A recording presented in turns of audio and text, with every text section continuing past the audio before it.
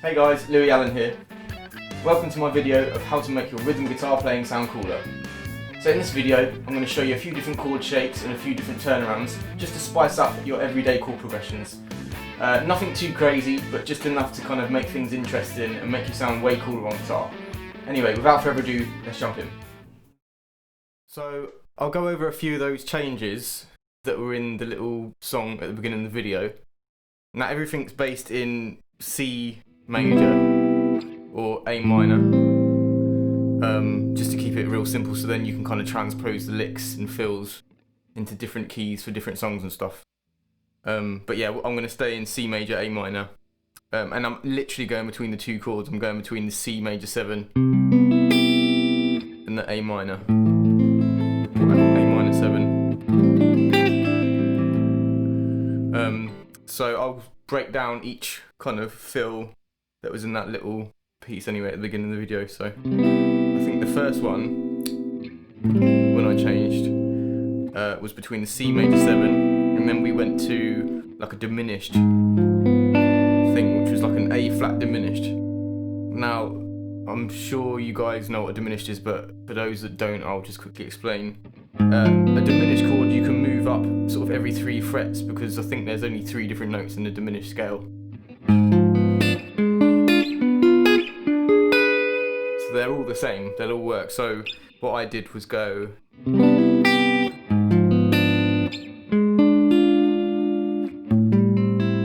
which is a really nice change, and it just spices up that chord change. And again, you can use that in loads of different kind of, in that C major A minor scale, that'll work in a lot of different situations. So that's your first one, so C major 7, and then you can use your finger. If you, I use my thumb and cheat, but if you're going to do it properly, it's basically a G7 triad, but what you do is just raise the root note from a G to an A flat. So you'll go C major 7, and then, or if you want to do it the cheater's way, which is what I do, use your thumb there, and I just find it makes it easier when you slide up to the next triad before you hit the A. So basically C major 7, those are your notes. So 4th fret on the low E string, you miss the A string out, and then it's the 3rd fret on the D string, 4th fret on the G string, and the 3rd fret on the B string to make that chord. And then all you do is slide that triad up 3 frets to there, and then end up on the A minor. Okay, so all in total you'll have.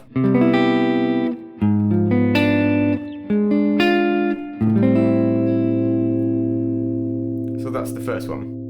Okay.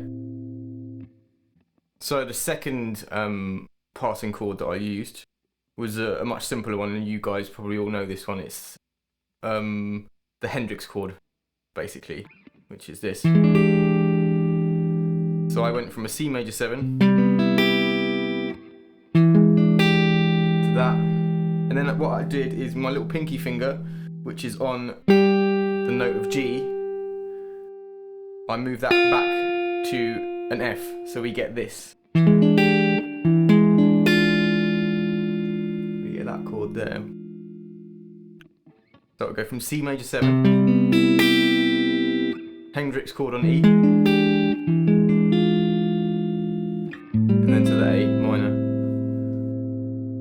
So for those of you that don't know what the Hendrix chord is, it's this. So 7th fret on the A string, and then the 6th fret on the D, and then the 7th fret on the G string, and the 8th fret on the B.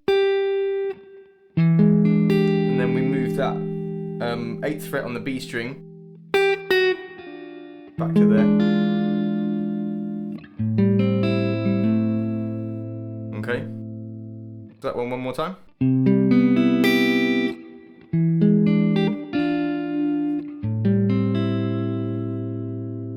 And that was the second spicy passing chord. Okay, so the next set of passing chords that I played we actually went from the A minor back to the C major 7. So I had a A minor 7 chord, and the turnaround was we went to a D minor, but instead of playing the full D minor, I dropped the ring finger and the pinky finger notes, so we got this more of a jazzy sounding D minor. So one more time, it's normal D minor, just without the pinky and the ring finger. And the next chord after that was something called a G suspended second. Now it looks and sounds like this. And for those of you that know what that is, good work. For those of you that don't, essentially it's a F major chord. Well, it's the bottom half of an F major, so these. And then what we do is we take the root note up 2 frets to get this kind of expecting chord. So I'll spell those notes out for you. You should probably use your 3rd finger as well, rather than cheating like I do. It's 3rd fret on the low E, then you miss the A string out, and then it's 3rd fret on the D string, 2nd fret on the G string, and 1st fret on the B string. And if you want to be spicy, you can put in that high E as well. So all in all, that turnaround sounds like this.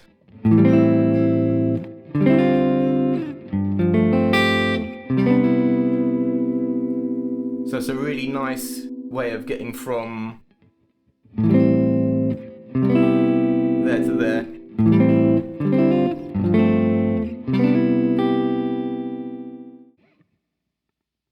Another little quick trick on that G suspended second is what you can do. These 2 notes here, so the A and the C, we can actually drop those a semitone to here. Now it sounds super weird there, but in context,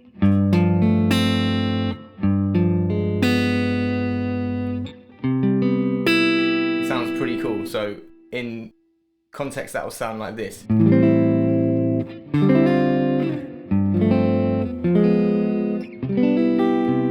Makes sense, doesn't sound so weird. So that was the 3rd turnaround I did. The 4th set of passing chords that I played were kind of a chromatic running down bass note thing, which I'm sure makes complete sense to everyone. So we started on the C major 7, but this time instead of playing it on the 3rd fret on the A string, we played it on the 8th string up here on the low E. And basically from there we go back. And again, I'm using my thumb here. If you don't want to use your thumb, a good way of doing it would be this is probably, but I'm going to use my thumb for the moment because I'm lazy and a cheater. So from the C major 7, our next chord after that was 7th fret on the low E. Now this is kind of like a G major chord, but with the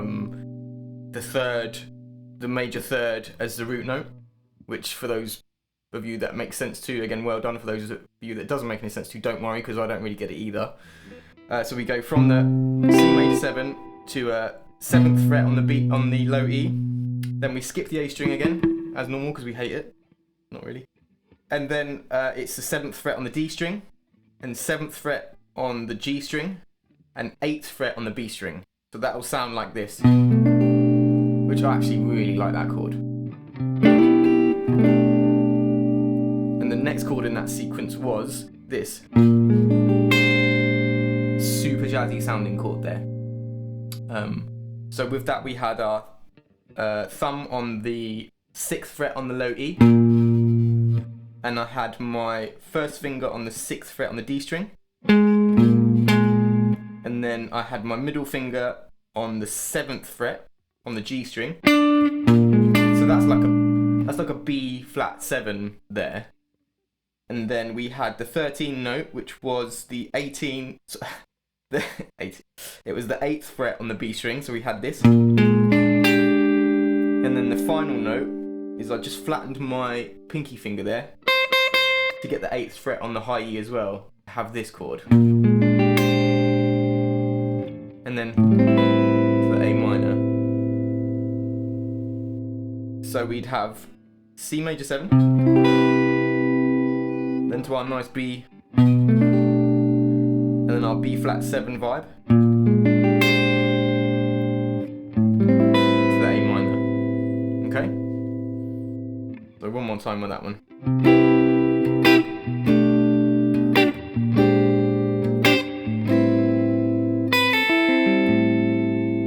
Okay? So that's another really nice little turnaround to spice up your comping and rhythm playing. Last turnaround that I used in that little piece was actually my favourite.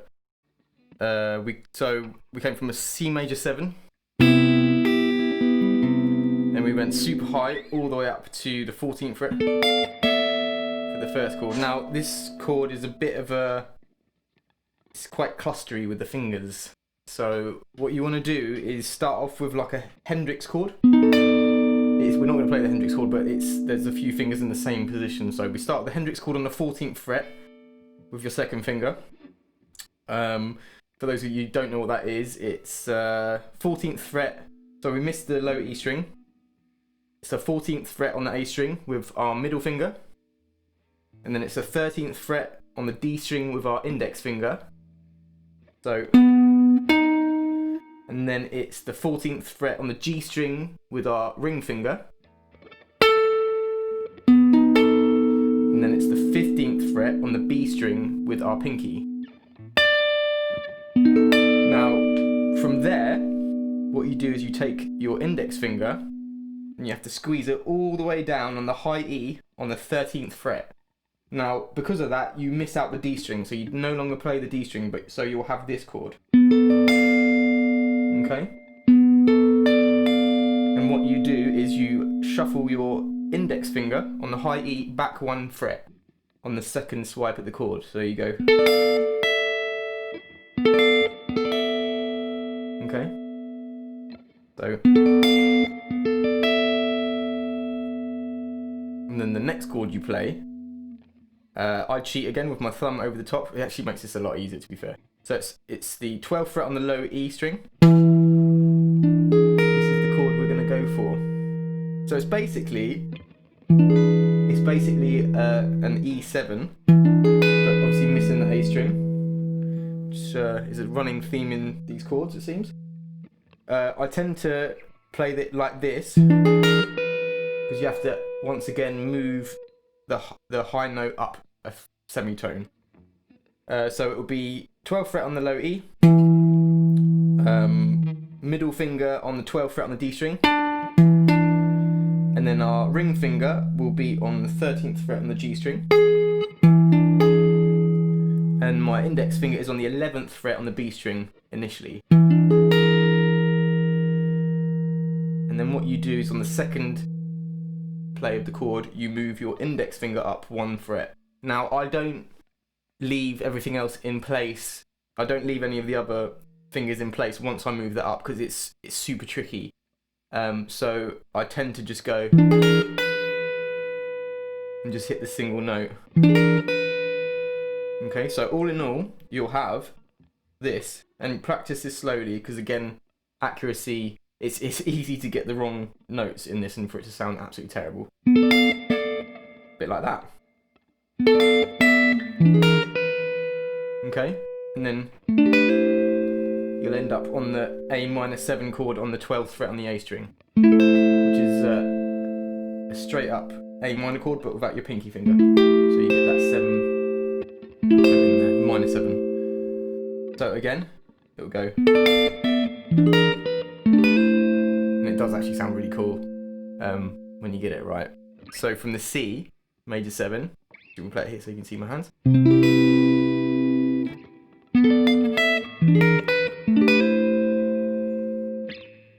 So from there.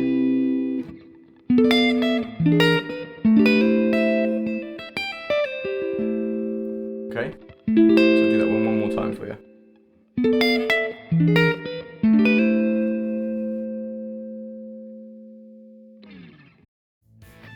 So that's it for my video about how to make your rhythm guitar playing sound cooler. I really hope you guys enjoyed it and I hope you learned something. Please like and subscribe if you did, and I'll catch you guys in the next video. Take it easy. Bye.